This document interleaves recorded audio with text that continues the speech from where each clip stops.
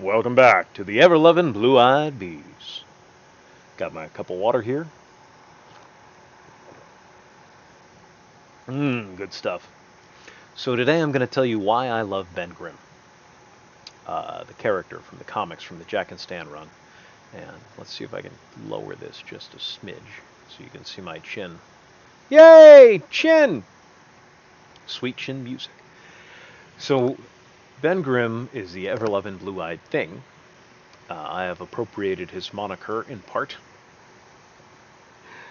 He is Aunt Petunia's favorite nephew. He has a lot of nicknames. Ben Grimm grew up on the mean streets of New York City, on Yancey Street in particular, which I believe is Delancey Street, but whatever. It's a shortening of Delancey Street. So it's in Manhattan. He grew up in a street gang. His parents were hippies of a sort, beatniks, I guess. And they eschewed their family money, which was not a great deal of money, but they came from the middle class, and they gave up the middle class to live in the lower class as beatniks. They were killed in a street gang violence, and his older brother, Ben's older brother, joined that street gang, joined a different street gang, the Yancey Street Gang, to find out who killed his parents and get revenge on them. And then he was also killed in gang violence, and then Ben joined the Yancey Street Gang, became their leader at an incredibly young age, and sought out vengeance on the people who killed his brother. Eventually, his uncle, Dan, would come in to and find him in Manhattan, take him out of Manhattan, and bring him to his farm in upstate New York with his much, much younger wife, Petunia, who was only a few years older than Ben. Ben was probably about 15, 16 at this point. She was probably in her early 20s. And Dan was a much older husband, which is, no judgment here, that's just the way the story was written. Ben goes from wild child to not quite valedictorian, gets a scholarship to Empire State University, or whichever university it was, I forget, and meets his college roommate, also a scholarship student named Reed Richards. They joined the football team together and had a championship football team before football was as cool as it is today. They both graduated college and both joined the military for World War II. Reed would go into the overseas services, the pre-runner to the CIA. Basically, he was James Bond. And Ben would join the Marines and become a fighter pilot. He would go on to fight in both the European and the Pacific theaters, something very few pilots did. And he was considered the greatest American pilot in World War II, one of the greatest pilots in the world. He would leave the military and go on to become a test pilot at some point after the war. He may have stuck around for the Korean War. He may not have. I don't know if Jack and Stan even talked about that.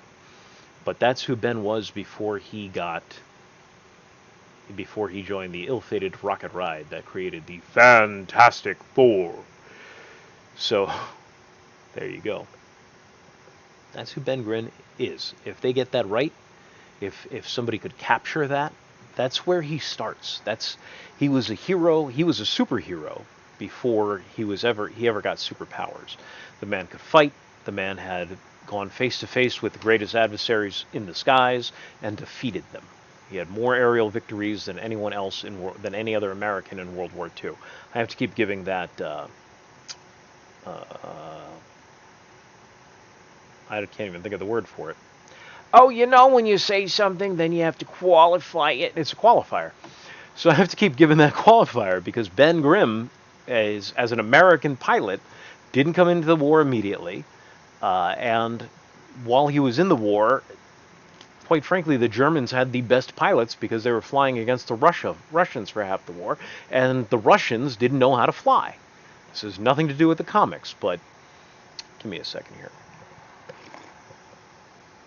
The Russians, wonderful people that they are, were communists, and it was more important for them to bring the plane back than it was for them to actually teach the pilots how to fly before the war. So Russian aerial combat fighter pilot training was focused on excellent takeoffs and excellent landings because they needed to make sure they got the plane back. They didn't really teach him how to fly, how to fight. So the Germans would go up there and would just shoot these guys down by the hundreds, the tens and the hundreds. They just was shooting through these fighter jets that the Russians didn't know how to fly because no one taught them, because it was more important before the war started for them to teach pilots how to land and how to take off, because that was the most dangerous part of pilot training, and they wanted to make sure they kept the planes. All bureaucracy is inherently stupid and inefficient, but communism brings it to a whole new level, especially in Russia. Anyway, or at least I'm giving special Russian examples in a video about Ben Grimm. So that's who Ben Grimm is. Ben Grimm would be the leader of the team if he hadn't been turned into the Thing. If this was just the team going out together and adventuring before they got their superpowers, Ben would be running the team. Reed would be the genius smart guy who helps us understand everything and figures out the solution. Ben would implement it. Johnny would be one of the fighters slash soldiers that's there to help implement the plan. And so would Sue. We'll talk about Sue and Johnny in different videos. But I can't stress this enough. Ben was already a hero on the level of other superheroes who don't have powers, like Batman and effectively Daredevil. I know he has some powers, but physically he has no additional abilities. That's not even remotely true. That super senses thing is actually quite amazing. Why am I having such a hard time with this? Green Arrow, Batman, Nick Fury. I wasn't planning on coming up with heroes who didn't have superpowers, but Ben would easily be on par with any of those guys, any of them, before he became the ever-loving-blue-eyed Thing.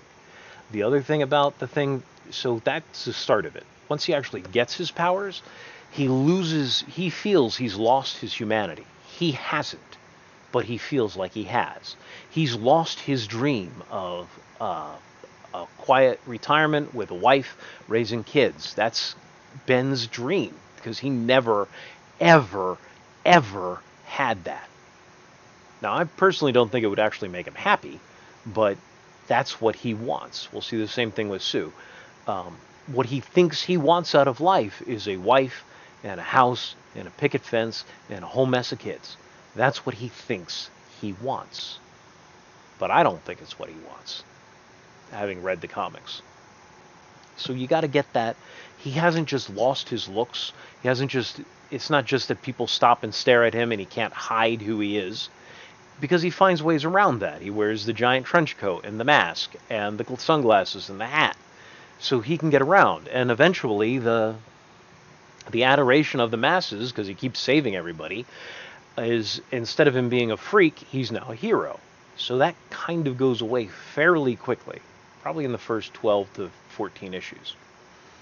But underneath it all, the reason why he's so sad and depressed, and the reason why he's so broken, is because he's lost what he thought he always wanted. What he's gained, he isn't considering a positive. He'd rather have a wife and kids and the picket fence and the house, he thinks. And part of the story of the Fantastic Four is him coming to grips with that's not really what he wants out of life. So that is a hard thing to give up. If that's something, your hopes and your dreams, not an easy thing to give up. Ben is an extraordinary character, and extraordinary hard to get all that across while wearing prosthetics or whatever. And I hope they do a good job with that in this upcoming Fantastic Four movie, because Ben Grimm deserves to be brought onto stage and screen, actually, and presented as the hero that he has always been. All right, that's it for me. Not a lot more to say about Ben Grimm. You got to get him right. That is right. That's the character. If you read the Jack and Stan run, that's the character. He's a hero. He puts his life on the line for other people. He's been doing it his entire life. He seeks justice / vengeance. He's not, a purely good character, but his heart is firmly in the right place. He's not an evil character by any stretch of the imagination, but Ben is going to be on the revenge injustice being equivalent argument, if there's ever an argument like that that comes up. Um, to a point. He's an eye for an eye guy. He's not, 1,000 lives for an eye guy, if that makes sense. So get that right. You're going to have this amazing character. Everybody's going to want to watch because he's one of the main things that makes the Fantastic Four fantastic. Ben is the pillar that the rest of the group leans on. He is the stalwart force. He's the one that no matter what else is going on, you can always count on Ben. You can always count on Ben. And he brings that to the team. All of his leadership skills from being a fighter pilot, not just a captain. I forget what rank he ended on, but he was leading fighters into battle. More than any other member of the team, he is the natural leader. And he's got everybody's back. He won't let them fall into the same depression he's in. He won't let his depression change their lives around. He's got everybody's back. He's probably the biggest reason why Susie can start to accept her powers if you do the story right, because he's not going to let her feel bad. He's Ben Grimm. He's a hero. He's the best guy in Marvel Comics. I don't know if that's true. In fact, I know it's not true. He's one of the best guys in Marvel Comics. And if he's stuck feeling sorry for himself because he got the short end of the stick, he really got the short end of the stick. He is also stronger than the Hulk. That is shown a couple of key times in the Stan and Jack run. The Hulk always wins the fights when they're having one-on-one fights, but he never beats him in a fair fight. The Hulk, other things are happening, and the Thing, Ben, is not only trying to fight the Hulk and keep him contained, he is also, inevitably, trying to save everyone else in the area from the wrath because the Hulk is lost in his rage. So to keep the Hulk in check also means protecting other people, and it is when Ben gets distracted that the Hulk gets in that final blow. They're roughly on par in strength. Hulk Thing is arguably stronger, but he is only as strong as he thinks he is capable of being, which is an interesting theme we see on and off throughout the series. And it's not consistent, but it's there. He does feats of strength in multiple gravities that the Hulk has never shown us he could do. And when the one time that their minds are swapped between their bodies during one of their fights, the fight plays out the exact same way, where the Hulk in the Thing's body beats the Thing in the Hulk's body. Incredibly strong, arguably stronger than the Hulk, but always holding back. The pillar of the Fantastic Four should be the leader of the Fantastic Four. The few times he does step up, he is amazing at it, like when he takes over the money for the Fantastic Four, because Reed keeps running them into the ground. Because I would argue that's because Reed is a little too trusting of people. He's a little too obsessed with the science that he's working on to save the world from alien threats, and he's the only one working on that. And he's a little too he just doesn't care about money the way normal people do. And when Ben takes over, the FF never fall into, there's like 3 or 4 storylines where the Fantastic Four are running out of money, and then Ben takes over and we never get another storyline like that. They always have enough money. So that's Ben Grimm. That's the Ben Grimm I grew up reading. Well, I didn't grow up reading. I started reading when I was in my 20s. That's the Ben Grimm from the Stan and Jack run. He's an amazing character. He's a lot of fun. And I hope to see him on screen one day. Hey, you guys have a great day. Remember, God loves you, and so do I.